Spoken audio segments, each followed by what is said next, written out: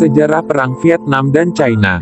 Pada tanggal 17 Februari tahun 1979 China menginvasi negara tetangga selatannya, Vietnam. Serangan ini dilakukan sebagai rentetan setelah Perang Vietnam berkobar sekitar tahun 1975.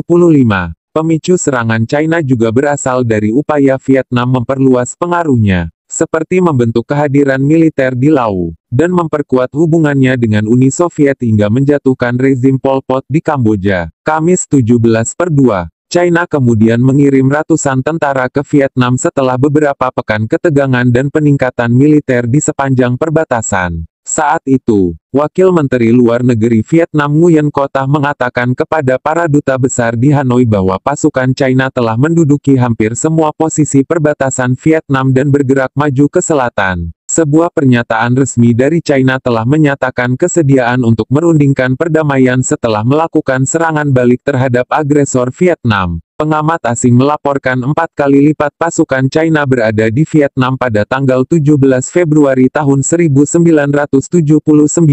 Pasukan tersebut berjumlah 150.000 personel tentara dan 300 pesawat dalam 3 pekan terakhir. Di sisi lain Vietnam memiliki lebih sedikit tentara karena hingga 100.000 personel militer mereka saat itu bertugas di Kamboja dan 25.000 personel militer lainnya di Laos. Pemerintah China di Peking, kini Beijing, mengeklaim bahwa Vietnam telah melakukan lebih dari 700 serangan bersenjata ke China. Menurut China, pasukan Vietnam membunuh dan melukai lebih dari 300 tentara dan warga sipil China selama 6 bulan terakhir. Kami tidak ingin satu inci pun wilayah Vietnam. Kami hanya menginginkan perbatasan yang damai dan stabil, tulis laporan kantor berita resmi China kala itu, Xinhua.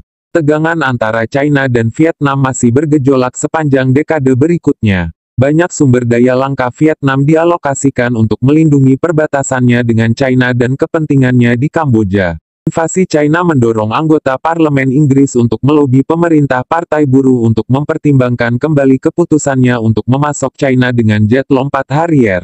China melanjutkan invasi mereka sampai awal Maret tahun 1979.